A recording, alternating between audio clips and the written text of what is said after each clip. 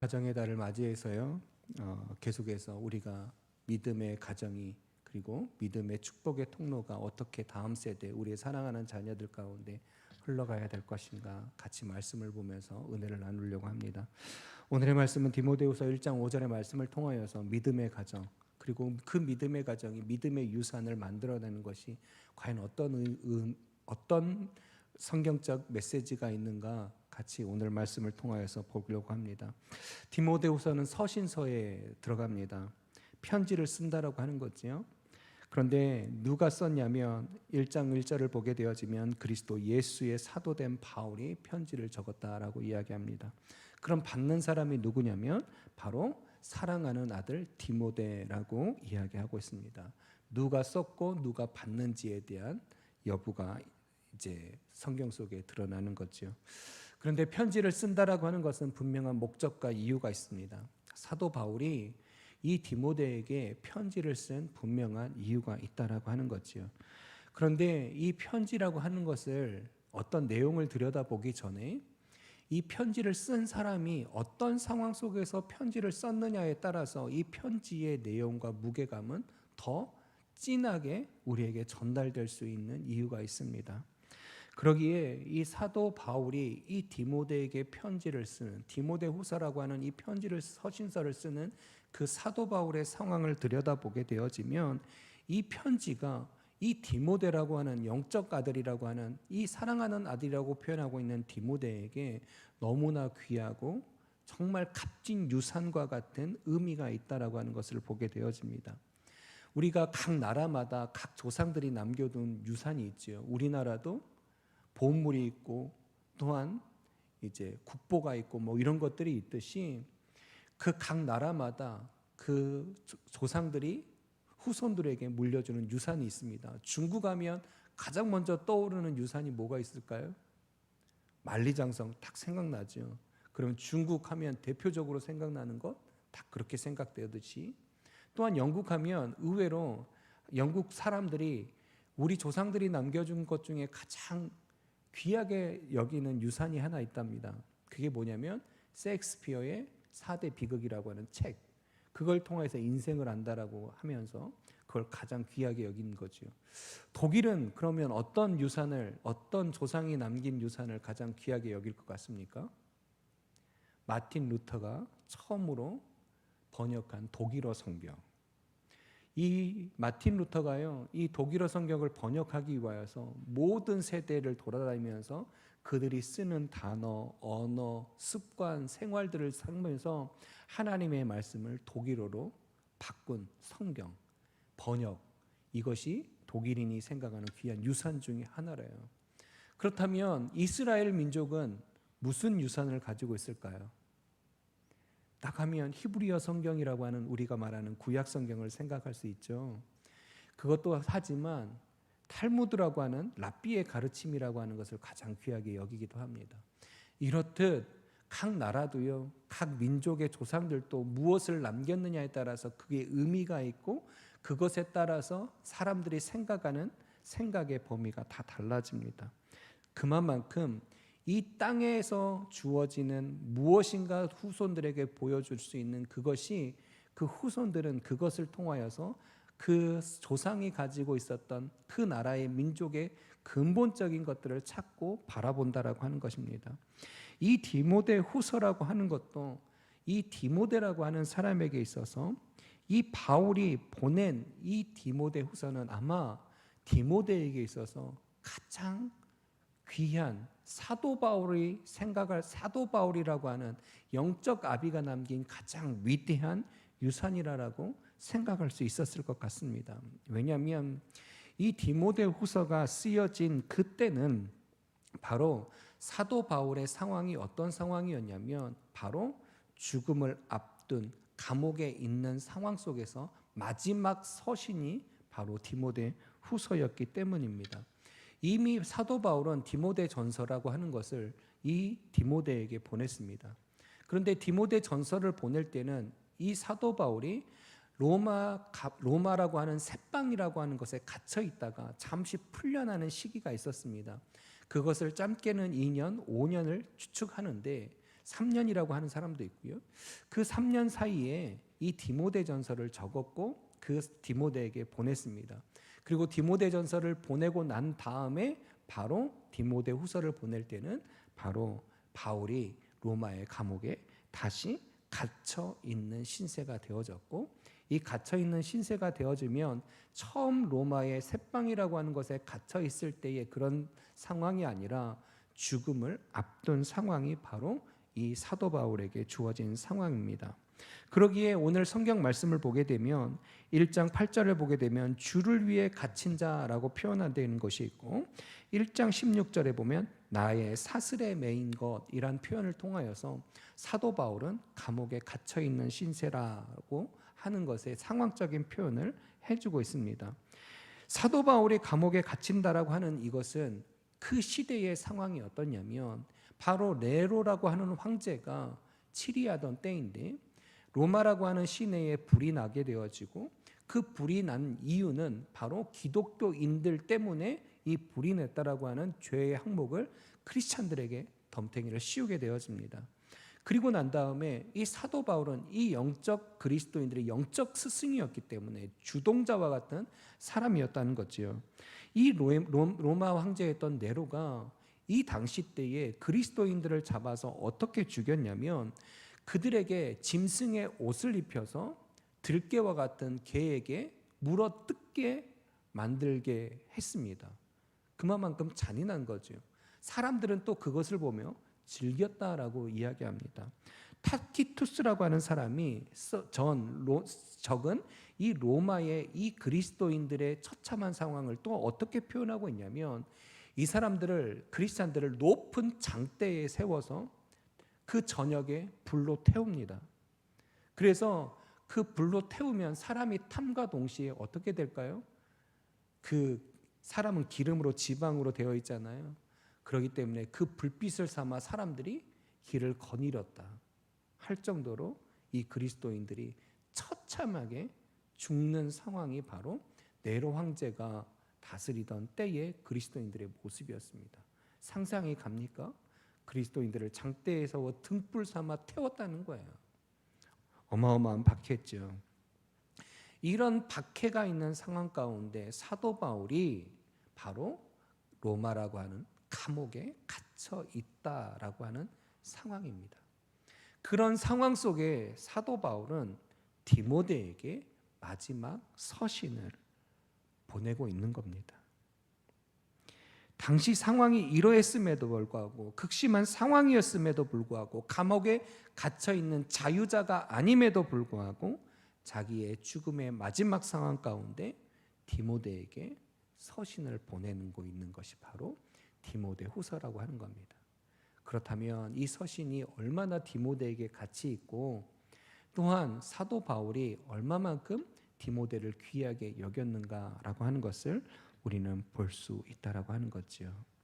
그렇다면 이 사도 바울은 이 디모데후서를 통하여서 이 영적 아들인 디모데에게 무엇을 말하고 싶었을까라고 하는 겁니다. 디모데후서 1장 1절을 보면 사도 바울을 이렇게 표현합니다. 하나님의 뜻으로 말미암아 그리스도 예수 안에 있는 생명의 약속대로 그리스도 예수의 사도된 바울은 사랑하는 아들 디모데에게 편지하노니라고 이야기합니다. 여기를 보니까요, 1절에 바울이 그런 어려움을 겪음에도 불구하고 자기 자신을 어떻게 표현하고 있냐면, 그리스도 예수 안에 있는 생명의 약속대로 예수 그리스도의 부르심을 받은 사도된 바울이다라고 표현합니다. 죽음을 앞둔 바울이 생명을 말하고 있습니다. 누구의 생명이요? 예수 그리스도의 생명 안에 있는 생명의 약속대로 살고 있는 사도 바울이다라고 표현하고 있다는 거죠. 바로 이것을 통하여서 사도 바울이 디모데에게 자기 자신을 그렇게 표현한다라고 하는 건 무엇일까? 죽음이 삼킬 수 없는 생명, 죽음이 이길 수 없는 생명을 품고 살아가는 사람, 그가 바로 사도 바울이다라고 이야기해요. 그 생명은 누구 안에 있냐면 그리스도 예수 안에 있는 사도 바울이다라고 이야기합니다. 예수 그리스도 안에 생명을 품는 하나님의 부르심을 받은 자 바울이다라고 디모데에게 이야기하고 있다라고 하는 겁니다. 예수 안에 생명에 약속된 이 메시지가 무엇일까요? 바로 복음이 주는 생명을 이야기합니다. 하나님의 약속된 복음이 주는 생명의 그리스도 안에 있다라고 이야기합니다. 죽음의 문턱에 있는 바울에게 무엇보다 가장 큰 가치는 인간의 죽음의 생명이 아니라 바로 복음 안에 있는 생명이 더 귀하다라고 하는 것을 이 서신의 처음에 사랑하는 디모데에게 자기 자신을 표현하고 있다라고 하는 거지요. 이게 바로 사도 바울이 디모데에게 주는 가장 큰 유산 중에 하나였습니다. 또한 1장 3절을 보게 되어지면 사도 바울이 마지막에 이렇게 표현합니다. 내가 밤낮 간구하는 가운데 쉬지 않고 너를 생각하여 정결한 양심으로 조상적부터 섬겨오는 하나님께 감사하다라고 이야기합니다. 그런데 오늘 말씀을 보니까 기도 가운데 청결한 양심으로 조상적부터 섬겨오는 하나님께 감사하다라고 표현하고 있습니다. 이것은 무엇을 이야기하고 있냐면 바로 깨끗한 양심을 물려받은 조상, 청결한 양심을 가지고 있는 조상, 이건 누굴 이야기할까요? 바로 믿음의 조상들을 이야기하고 있는 겁니다. 그 믿음의 조상들이 섬겨온 하나님께 감사하다라고 이야기합니다. 하나님께 감사를 이야기하고 있어요. 예수 그리스도를 믿는 믿음의 사람들에 의하여서 하나님 앞에 감사하고 있다는 거지요. 여러분, 사도 바울은 바리새인과 서기관들을 위선자와 같이 이야기합니다. 화 있을진저라고 하는 표현을 예수 그리스도께서 쓰셨던 것을 보게 되어집니다.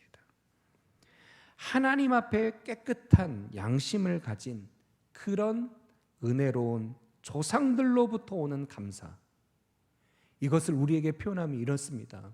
우리가 예수 그리스도를 믿습니다. 그런데 내가 품은 깨끗한 하나님의 그 은혜의 양심으로 말미암아 이루어진 하나님의 감사, 그 감사가 누구에게 전달되고 있습니까? 그의 아들 디모데에게 전달되고 있습니다. 여러분이 품은 예수의 생명, 그리고 여러분이 품은 그 선한 깨끗한 양심의 믿음의 아비 어미가 되어 그 믿음의 감사가 누구에게 흘러가고 있는 거예요? 나의 사랑하는 자녀들에게 흘러가야 된다라고 하는 겁니다. 사도 바울은 바로 그의 영적 아들 디모데에게 이런 감사를 전달하고 있습니다. 디모데후서를 보게 되어지면 이 디모데후서가 전체적으로 다루고 있는 이유와 목적이 있지만 오늘 1절부터 5절에서 다루고자 하는 이 믿음의 유산이라고 하는 것을 통하여서 사도 바울이 그의 영적 아들 디모데에게 전달해 주고 싶은 큰 두 가지는 영원한 생명이 있는 예수 그리스도 안의 복음, 그리고 청결한 마음으로 그 조상의 믿음을 계속해서 감사함으로, 하나님 앞에 감사함으로 살아가자고 하는 그 믿음의 글이 바로 그의 아들 디모데에게 전달되고 있다라고 하는 것입니다. 여러분, 우리는 우리 사랑하는 자녀들에게 무슨 유산을 마지막에 전달할 수 있을까요? 그 언어는, 그 단어는 굉장히 귀하고 가치가 있습니다.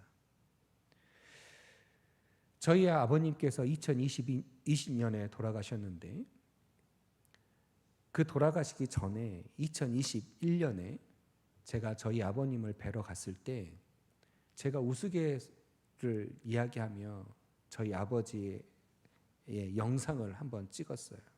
어떤 영상을 찍었냐면 아버지가 언제 하나님의 부르심을 받을지 모르는데 사남매에게 한마디씩 다 하시라고.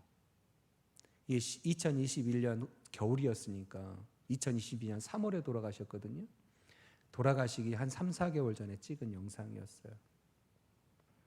한마디씩 다 하시라고, 살아있을 때 하시라고, 하지 못했던 말 다 해보시라고 하면서 큰 누님, 형님, 작은 누님 저에게 이야기를 다 하셨습니다. 한마디씩. 그런데 그 한마디 한마디에 자기가 그동안 못했던 이야기, 잘못했던 이야기, 내가 이렇게 살았지만 이렇게 살 수밖에 없었던 자기 한탄한 마음들. 그리고 제가 막내거든요. 그런데 저한테 한 말이 제일 길었습니다. 저를 가장 사랑하셨나 봐요. 그런데 그 영상을 찍을 때는 아버지가 돌아가신다라고 생각하지 않고 찍은 영상이었는데, 돌아가신 후에 보니까 그 영상은 저희 아버지가 남긴 마지막 유언과 같은 영상이 되었습니다. 그런데 가끔씩가다 저는 지금도 그 영상을 봅니다. 저에게 남긴 그 말은 가장 귀하고 가치 있습니다. 저에게. 바로 사도 바울도 이와 같습니다. 디모데도 아마 사도 바울이 남긴 이 마지막 서신의 이야기가 아마 똑같을 것이라 생각합니다. 그러기에 여러분, 우리는 우리의 가정에서 나의 사랑하는 자녀에게, 그리고 나의 사랑하는 남편과 아내에게 무엇을 줄 수 있고 무엇을 남길 수 있을 것인가 깊게 고민할 수 있는 저와 여러분이 되어야 될 줄 믿습니다. 그리고 사도 바울은 5절에 이렇게 이야기합니다. 바로 디모데 속에 있는 거짓 없는 믿음을 이야기하면서 그 믿음이 누구에게로부터 왔냐면 그의 외할머니인 로이스와 그의 어머니인 유니게로부터 왔다라고 이야기합니다. 그리고 오늘 말씀을 보니까 그것이 너희 외조모 로이스와 내 어머니에게 있는 것이 있으므로 거짓 없는 믿음이 있다라고 확신하며 이야기하고 있습니다.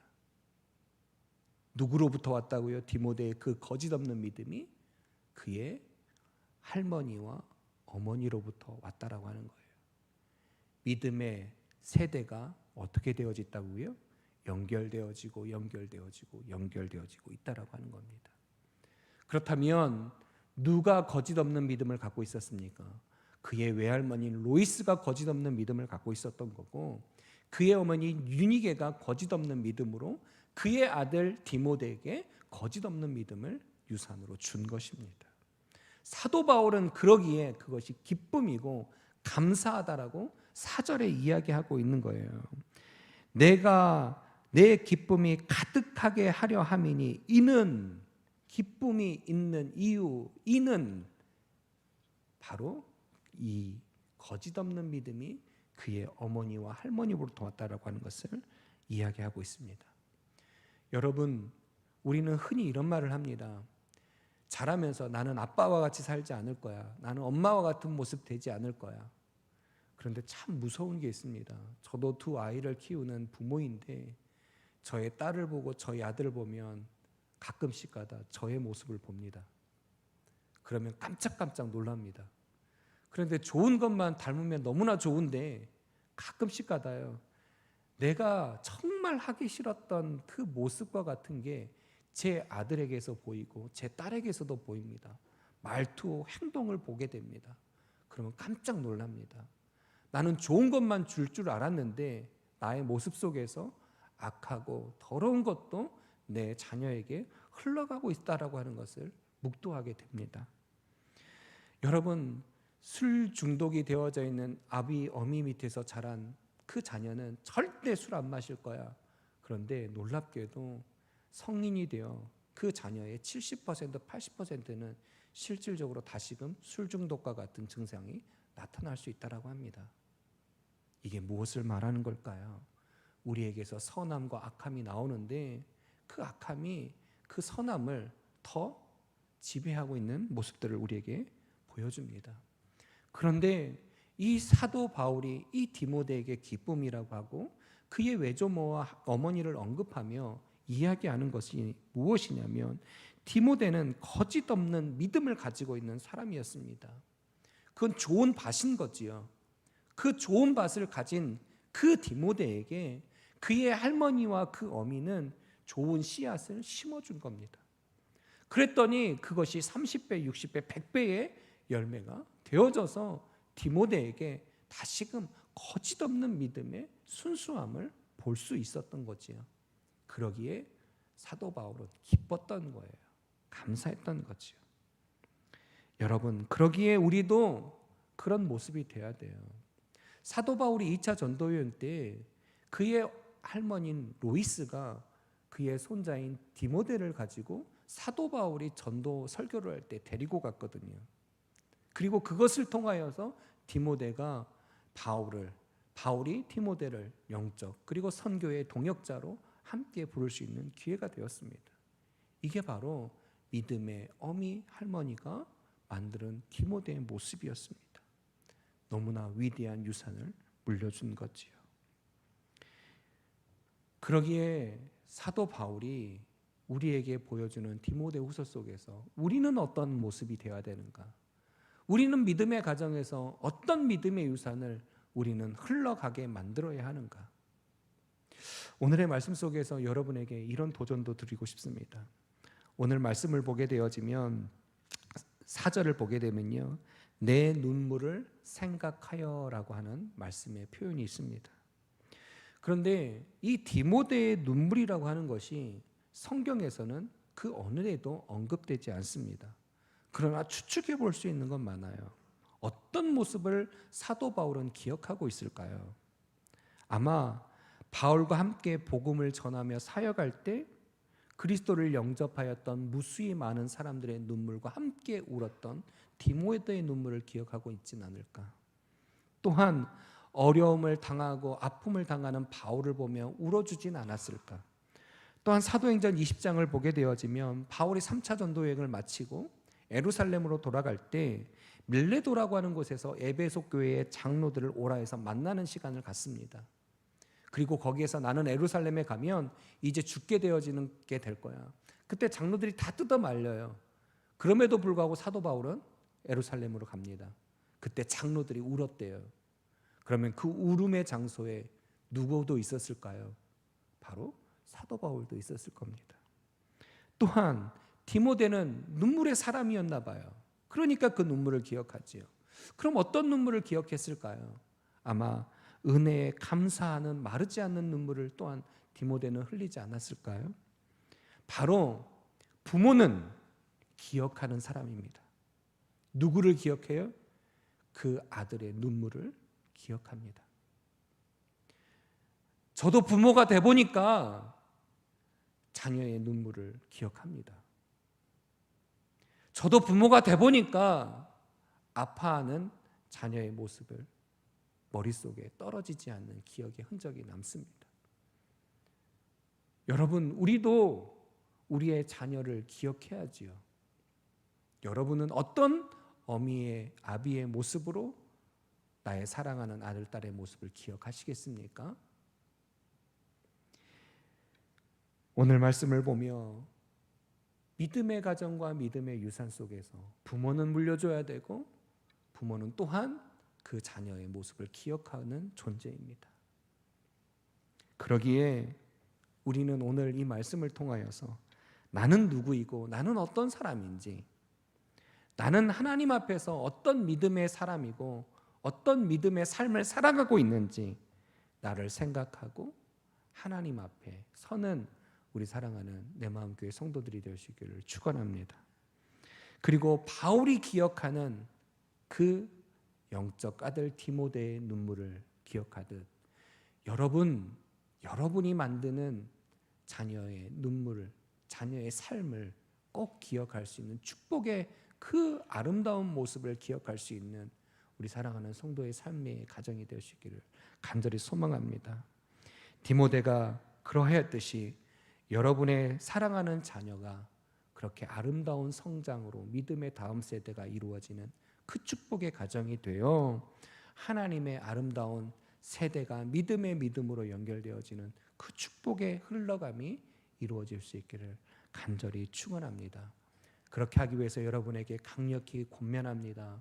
사도 바울은 쉬지 않고 간절히 간구했다라고 성경은 이야기합니다.